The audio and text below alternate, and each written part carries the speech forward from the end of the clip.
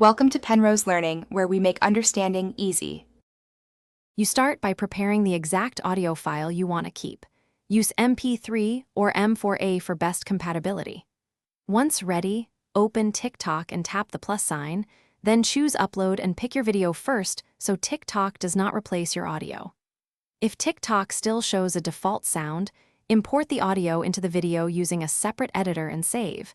Then upload that combined file. This guarantees TikTok recognizes your track as the clip's native sound, which is the only reliable way to preserve background music. You now embed and lock the audio into the video timeline so TikTok treats it as original sound.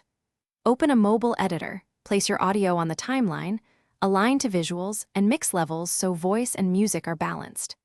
Export the finished file at a steady bitrate, for example 128 kbps to 320 kbps, and make sure audio-video sync is exact. Then upload the exported file. Do not use TikTok's Add Sound feature after this, because that can override the embedded track and remove. You finish by uploading the exported, audio-embedded file and confirming the original sound badge appears on the post. That badge signals TikTok will keep the background music. If the track is muted or replaced, reopen your editor, increase the music gain slightly or change export codec, then re-export and upload again. Also make sure you did not add any TikTok sound layers during posting. Once added, they can take precedence. If problems persist, trim a second or two of silent lead-in to stabilize detection and reupload.